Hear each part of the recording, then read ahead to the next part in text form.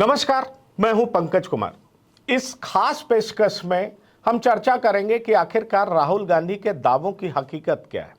क्योंकि हमारे साथ हैं हमारे सहयोगी और पॉलिटिकल एडिटर ब्रजेश पांडे।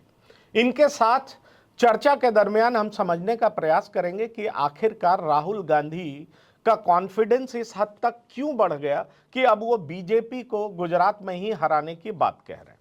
और खास बात यह है कि कांग्रेस पार्टी के भीतर यह चर्चा है कि प्रियंका गांधी गुजरात भेजी जा सकती हैं, क्योंकि 2027 में चुनाव है।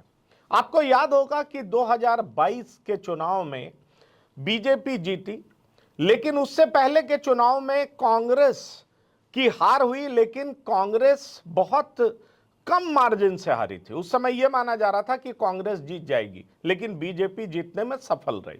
2022 में बीजेपी की प्रचंड जीत हुई, लेकिन लोकसभा चुनाव में इंडिया को मिली जीत और खास तौर पर अयोध्या में बीजेपी को मिली हार के बाद राहुल गांधी इतने गदगद थे कि लोकसभा से लेकर के अहमदाबाद तक में वो जोर जोर से अपने कार्यकर्ताओं को कह रहे हैं कि आपसी मतभेद भुला करके आप तैयार हो जाइए, क्योंकि यहां कांग्रेस को चुनाव जीतना है। कांग्रेस को ही नहीं, इंडिया गठबंधन को चुनाव जीतना है। अब सवाल यह उठता है कि क्या बीजेपी के गढ़ में जाकर के राहुल गांधी बीजेपी को हराने में कामयाब होंगे? ब्रजेश, आप लंबे समय से पॉलिटिक्स को देख रहे हैं, खास तौर पर अगर हम बात करें जो केंद्रीय पार्टी है जिसका नेशनल प्रेजेंस है, कांग्रेस हो या बीजेपी, पिछले कई सालों से बीजेपी लगातार वहां पे जीत रही है और कहा जा रहा है कि गुजरात बीजेपी का गढ़ है। अगर बीजेपी गुजरात में हारती है तो मतलब समझ लीजिए कि उसका देश से सफाया हो जाएगा।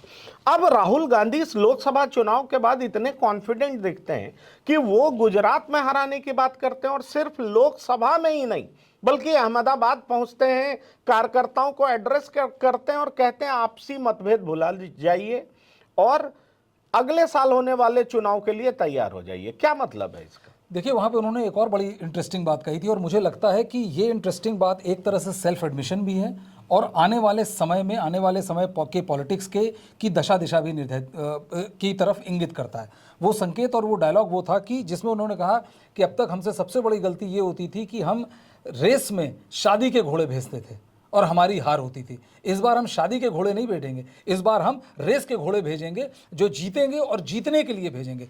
देखिए, गुजरात बीजेपी का गढ़ है, इसमें कोई दो राय नहीं है, लेकिन 2022 के चुनाव की आपने बात की, 2017 के चुनाव में मैं वहीं गुजरात में था और जो कमलम है भारतीय जनता पार्टी जो हेडक्वार्टर्स है बीजेपी गांधीनगर में, वहाँ पर जो शुरू में जो ढोल नगाड़े बज रहे थे, एक लंबा वक्फा उसके बाद ऐसा आया 2-3 घंटे का कि एकदम सन्नाटा सा पसर गया, जब लगा कि बीजेपी शायद 100 भी नहीं टच कर पाएगी। सबसे बड़ी बात क्या है कि कांग्रेस पार्टी ने राहुल गांधी के नेतृत्व में पहली बार जीत का स्वाद चखा है और इस जीत के स्वाद चखने के बाद और जिस तरह से उत्तर प्रदेश में जो बीजेपी का दूसरे गढ़ के तौर पे उभरता जा रहा था, जिस तरह से बीजेपी की हार हुई है, मुझे लगता है उसने राहुल गांधी के अंदर भयानक कॉन्फिडेंस दे दिया। और यदि प्रियंका गांधी वहां जाती हैं तो मैं ये नहीं कहता कि बीजेपी की हार होगी, लेकिन मैं इससे भी हैरान नहीं होऊंगा कि कहीं 2017 की पुनरावृत्ति ना हो जाए, कि जहां कांग्रेस बहुत करीब ना पहुंच जाए भारतीय जनता पार्टी के संख्या बल के हिसाब से। 2022 में आपको यह भी याद करना होगा पंकज कि आम आदमी पार्टी ने एक तरह से वोट कटर के तौर पर उभरी और भारतीय जनता पार्टी को जो बड़ी जीत मिली उसमें आम आदमी पार्टी का भी एक ठीक ठाक योगदान था। लेकिन इस बार के चुनाव में और जिस तरह से अभी 13 सीटों का जो उपचुनाव हुए और जिसमें इंडिया अलायंस को जीत मिली है, यदि ये ढंग से मिलकर लड़ जाते हैं और जिसमें आम आदमी पार्टी या कोई और अन्य पार्टियां जिसका वहां पे प्रेजेंस हो और वो कांग्रेस के वोट को नहीं काटती है, तो मुझे लगता है एक तगड़ी चुनौती जरूर भारतीय जनता पार्टी को मिलेगी गुजरात में। नहीं, तगड़ी चुनौती मिलेगी ये बात बिल्कुल सच है, लेकिन सवाल ये उठता है कि देखिए, कांग्रेस की जीत हुई है लेकिन कांग्रेस 99 सीटों पर सिमट गई है। बीजेपी के तरफ से आप सुने तो बीजेपी कहती है ये 99 के चक्कर में पड़ गए। क्या ये माना जाए कि बीजेपी से जो एक्सपेक्टेशन था, जो उम्मीदें थी उत्तर प्रदेश में, बीजेपी उन उम्मीदों पर खड़ा नहीं उतर पाई? इसका मतलब ये तो नहीं कि कांग्रेस की स्थिति बहुत बेहतर हो गई है और कांग्रेस की स्थिति इस कदर बेहतर हो गई है कि बीजेपी को गुजरात में हरा दे। पंकज जी, आप गुजरात का इतिहास देखिए। 2014, 19 और 24 को छोड़ दें, यदि पिछले 3 लोकसभा चुनावों को आप छोड़ दें, तो गुजरात में हमेशा 14-12, 16-10, 11-15 इस हिसाब से आता था। ऐसा नहीं था कि कांग्रेस वहां पार्टी के तौर पे एग्जिस्ट नहीं करती थी। 2014 में जब प्रधानमंत्री नरेंद्र मोदी ने चुनाव लड़ा, तो उसे गुजराती अस्मिता के तौर पे देखा गया कि ये गुजरात की इज्जत की सवाल है, और 26-0, 26-0, 14 और 19 दोनों में जीते। हालांकि इस बार बनासकाठा की सीट हार गए और 25-1 हो गया गुजरात में। गुजरात में कांग्रेस वैक्यूम में नहीं है। गुजरात में बहुत लोगों का मानना है कि जो वहां पे जो इनकी जो गुटबाजी थी, वो इस लेवल की गुटबाजी थी कि जिसके चलते कांग्रेस कभी भी उस तरह से आगे फोरफ्रंट पे नहीं आ पाई जिस तरह से उसको आना था। सवाल एक और चीज है, कांग्रेस 99 के फेर में फंसा या नहीं फंसा ये मैं नहीं जानता, लेकिन कांग्रेस को 4 जून के पहले 90% लोग ये मानते थे कि ये लड़का ऐसा लड़का है जो परीक्षा में पास भी हो पाएगा या नहीं। और भारतीय जनता पार्टी उस लड़के के तौर पे था कि जिसका 95% के ऊपर मार्क्स आना शर्तिया तय माना जा रहा था। हुआ ऐसा कि जो लड़के जिसकी फेल की गारंटी थी वो 50 नंबर लेके आया, या 40 नंबर ही आप मान लीजिए, लेकिन जिस लड़के की 95% की गारंटी थी वो 70% पे आ गया। तो जो कॉन्फिडेंस बढ़ा, भारतीय जनता पार्टी की सीटें कम हुई और भारतीय जनता पार्टी का कॉन्फिडेंस घटा। लेकिन जिसके जो जो शर्तिया फेल था, वो यदि 40-45 भी लाया तो उसके कॉन्फिडेंस में जबरदस्त उछाल आया।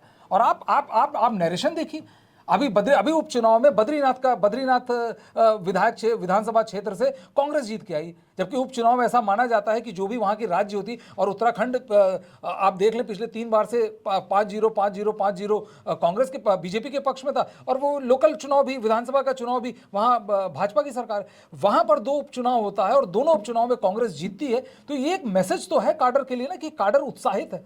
पहली बार 10 साल में वो काडर जो एकदम जमीन के भी 1 किलोमीटर नीचे जाके बैठा हुआ था, एकदम कह लीजिए कि पॉलिटिकली डेड, इररिलेवेंट होने के कगार पे था, ऑल ऑफ अ सडन वो काडर एकदम मजबूत महसूस कर रहा है। उत्तर प्रदेश का चुनाव, आप मैं गुजरात का एग्जांपल मैं दे रहा हूं, जिस तरह से अमेठी में स्मृति ईरानी की हार हुई, क्या कोई मानने को तैयार होता यदि आप 4 जून से पहले कहते कि यहाँ 1.5 लाख से ज्यादा वोटों से किशोरी लाल शर्मा हरा देंगे, जो मतलब जो जिनको नेता के तौर पे वहां कोई नहीं जानता, सब जानते थे कि गांधी परिवार के लिए कुर्सी गर्म करते, मतलब वहां का लोकल सारा काम देखते हैं और सब कुछ वो उन्हीं के नेतृत्व में। तो चीजें बदलने में बहुत ज्यादा समय नहीं लगता। और मुझे लगता है जिस तरह से ये राहुल गांधी भी जानते हैं कि जब तक गुजरात में बीजेपी की गढ़ में सेंध नहीं मारी जाएगी, तब तक इनकी जो जीत है वो मुकम्मल नहीं मानी जाएगी। नहीं, वो बात बिल्कुल ठीक है ब्रजेश। एक बात जो बहुत चर्चा में है वो ये है कि प्रियंका गांधी अब गुजरात जाएंगी, गुजरात की जिम्मेदारी उनको मिल सकती है, और इस बात को सुनकर के वहां के कार्यकर्ता खासे उत्साहित हैं।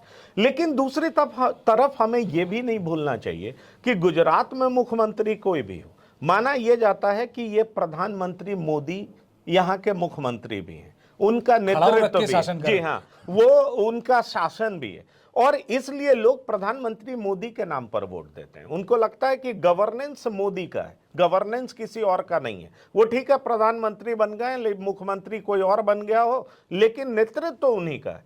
ऐसे में सवाल उठता है कि क्या आपको यह दिखाई पड़ रहा है कि अब जब चुनाव होगा, और वो 2027 में होगा, तो क्या उस चुनाव के दरमियान प्रधानमंत्री मोदी की लोकप्रियता इस कदर घट गई है, और वो भी गुजरात में, कि कांग्रेस जो है वो बीजेपी को पटक देगी? जिस स्टेट को हिंदू लेबोरेटरी कहा जाता है, जिस स्टेट को माना जाता है कि जब से बीजेपी जीतना शुरू की है तब से बीजेपी लगातार किसी ना किसी वजह से जीतती आ रही है, और कांग्रेस की हालत दयनीय होती जा रही है। ऐसे में सवाल ये उठता है कि राहुल गांधी द्वारा ये बोलना कि बीजेपी के गढ़ में ही हम उनको हराएंगे, और अपने कार्यकर्ताओं को संबोधित करके कहते हैं आपसी मतभेद भुला दीजिए, क्योंकि ये सबको पता है कि कांग्रेस में किस तरह का मतभेद है, और खास तौर पर गुजरात के भीतर। तो क्या आपको लगता है कि जो कांग्रेस वहां डिवाइडेड हाउस दिख रही है, वो कांग्रेस सिर्फ 99 सीट मिलने के बाद गुजरात में इतनी कॉन्फिडेंट हो जाएगी कि मोदी की सेना को पटक दे? देखिए पंकज जी, उसका मैं आपको एक पुराने उदाहरण से इसको दूंगा। 2017 में राहुल गांधी का पॉलिटिकल कैपिटल एकदम निचले स्तर पे था। 2014 के बाद हुए तमाम चुनाव राहुल गांधी हारे। कहीं कोई कहने को तैयार था कि राहुल गांधी एक बहुत बड़े नेता, ऐसे नेता हैं जो प्रधानमंत्री नरेंद्र मोदी को हराना तो दूर, उनके सामने खड़े भी हो पाए। लेकिन 2017 का चुनाव आपको पता है किस तरह हुआ। बहुत लोगों का मानना था कि वो चुनाव यदि राहुल गांधी बड़े नेता होते, यदि कांग्रेस डिवाइडेड हाउस नहीं होता, तो वो चुनाव इतनी बुरी तरह फंसा दिया गया था। 2027 में मैं ये नहीं कह रहा कि राहुल गांधी बीजेपी को हरा देंगे, लेकिन मैं ये भी नहीं मान सकता कि गुजरात में इसका रेपरकशन आपको ना देखने को मिले। एक आपको यह चीज समझनी होगी कि यदि केवल प्रधानमंत्री नरेंद्र मोदी के नाम पर ही चुनाव लड़ा जा रहा होता तो चुनाव के 6 महीने 8 महीने पहले सारे कैबिनेट, मुख्यमंत्री समेत सारे कैबिनेट को पूरी तरह से आमूल चूल बदलना, जो आपने, मुझे नहीं लगता कि हाल फिलहाल के 15-20 साल में आपने किसी और राज्य में देखा होगा, बदल के पूरी नई कैबिनेट, नया मुख्यमंत्री और वहां पर काबिज कराने की जरूरत पड़ती। यह प्रधानमंत्री का ट्राइड एंड टेस्टेड मेथड है कि आप 30% लोगों का टिकट काटिए तो आप एंटी इनकम्बेंसी को ब्लंट कर देते हैं। लेकिन जिस तरह से कांग्रेस, आप इसे 99 की संख्या के तौर पे मत देखिए, आप इसे कांग्रेस के कॉन्फिडेंस के तौर पे देखिए। जो पार्टी लगातार पिछले 10 साल से अप्रासंगिक होते जा रही थी और राज्य दर राज्य, आप चुनाव के पहले सोच के देखिए पंकज जी, हिमाचल और कर्नाटक, सिर्फ इन 2 राज्यों में इनकी सरकार थी, बाकी हर जगह ये चुनाव हार रहे थे। मध्य प्रदेश जहां माना जा रहा था जीत सकते, वहां वो बुरी तरह हारे। छत्तीसगढ़ जहां शर्तिया माना जा रहा था वो जीत सकते थे, वहां वो और बुरी तरह हारे। लेकिन आप कांग्रेस का कमबैक देखिए और जिस तरह से कांग्रेस ने लोकसभा में परफॉर्म किया, वो वास्तव में एकदम इलेक्टोरल मिरेकल है। शर्तिया तौर पे सब मान रहे थे कि प्रधानमंत्री 300 सीट के ऊपर जाएंगे, किसी भी हालत में 300 के नीचे नहीं जाएंगे, बहुत गए तो 295 जाएंगे। लेकिन भाजपा की हालत एकदम उलट गई। तो खेल सारा कॉन्फिडेंस का है। क्या आपका काडर आपकी लीडरशिप में विश्वास करता है? क्या आपका काडर अपने लीडर की बात सुन के उत्साहित महसूस करता है? खेल सारा यहां है। और मुझे लगता है कि 100% यदि प्रियंका गांधी को इसी वक्त करेंगे, हम 2024 में बैठे, चुनाव 27 में होना है, यदि ईमानदारी से राहुल गांधी ने वो वॉक द टॉक किया कि हम प्रियंका को वहां रख रहे हैं और हम पूरी मजबूती से चुनाव लड़ेंगे, तो आप यकीन मानिए 2027 में वो बहुत कड़ी चुनौती देंगे। क्योंकि एक और चीज, बहुत छोटी सी चीज वो बोलूंगा, 2024 में 2-3 महत्वपूर्ण चुनाव और भी हैं पंकज जी। महाराष्ट्र का चुनाव है, हरियाणा का चुनाव है। यदि इन दोनों राज्यों में एमवीए जीतती है, महाराष्ट्र में झारखंड का भी, और कांग्रेस जीतती है हरियाणा में, और जेएमएम जीतती है, जेएमएम कांग्रेस कंबाइन जीतती है झारखंड में, यदि जीतती है, आप यकीन मानिए जो 2025 के मिड के बाद का जो कॉन्फिडेंस होगा कांग्रेस का, उस कॉन्फिडेंस को आप उसकी था भी नहीं पा पाएंगे। नहीं, इस बात से मैं सहमत हूं, लेकिन एक चीज मैं और आपसे समझना चाहूंगा कि मान लीजिए कि कांग्रेस जिस तरीके से पंजाब में अलायंस करना चाहिए आम आदमी पार्टी से, लेकिन हो नहीं पाया, पर दिल्ली में कर ली, उसका रिजल्ट जो है सो सिफर रहा, रिजल्ट कुछ पॉजिटिव मिला नहीं कांग्रेस या आम आदमी पार्टी को। क्या आपको लगता है कि गुजरात में जिस तरीके से आम आदमी पार्टी ने अपना पैर पसारा है, कांग्रेस पार्टी उस चीज को भी अपने नीतियों में इंक्लूड कर सकती है? मेरा मतलब यह है कि आम आदमी पार्टी के साथ गुजरात में भी अलायंस कर सकती है और आम आदमी पार्टी के साथ ही बीजेपी को चुनौती देगी? पंकज जी, मैं आपसे मुझे कहने में कोई गुरेज नहीं कि सबसे बड़ा चैलेंज कांग्रेस के लिए यही होगा कि क्या वो ऐसे दलों को अपने साथ साध पाएगी जो यदि सीट ना जीत पाए इंडिविजुअली, लेकिन वो कांग्रेस का वोट काट देंगे। जो भारतीय जनता पार्टी को जो अब तक की गुजरात की सबसे बड़ी जीत मिली 2022 में, वो जीत सिर्फ इसलिए मिली कि आम आदमी पार्टी ने तमाम सीटों पर कांग्रेस को काटा और कांग्रेस वहां सीट वो हारी, और हार जीत का मार्जिन से ज्यादा वोट आम आदमी पार्टी के कैंडिडेट को मिला। मुझे लगता है कि जिस तरह से आम आदमी पार्टी के बड़े नेता जेल जा गए हैं और जिस तरह से अभी कोई हाल फिलहाल में उनको छूट मिलने की संभावना नहीं दिखता, और अगले 6 महीने 8 महीने में यदि बड़े बड़े चुनाव में जो विधानसभा के चुनाव है, यदि उसमें कांग्रेस मतलब कांग्रेस अपवर्ड स्विंग दिखाना चालू करती है, तो मुझे लगता है आम आदमी पार्टी को भी समझ में आएगा। मुझे लगता है सबसे बड़ा चैलेंज पंकज जी यही होगा कि उन तमाम वोट कटर्स पार्टी को कांग्रेस कैसे अपने साथ ले पाएगी कि जिससे उनके मतों का विभाजन ना हो। यह सबसे बड़ा चैलेंज होगा। मुझे लगता है ये बीजेपी के लड़ने से भी ज्यादा बड़ा चैलेंज होगा। और एक बात और भी पूछना चाहूंगा कि चूंकि गुजरात में जो कांग्रेस डिवाइडेड हाउस है और कई सारे नेता जो कांग्रेस में हुआ करते थे, हार्दिक पटेल सरीखे नेता ने कांग्रेस का साथ छोड़ दिया, ऐसे में आपको लगता है कि कांग्रेस सिर्फ दूसरे प्रदेशों में मिली जीत के बाद इतना ज़्यादा उत्साहित हो जाएगी कि वो अपनी हार को जीत में बदल सकती है, वो भी गुजरात में?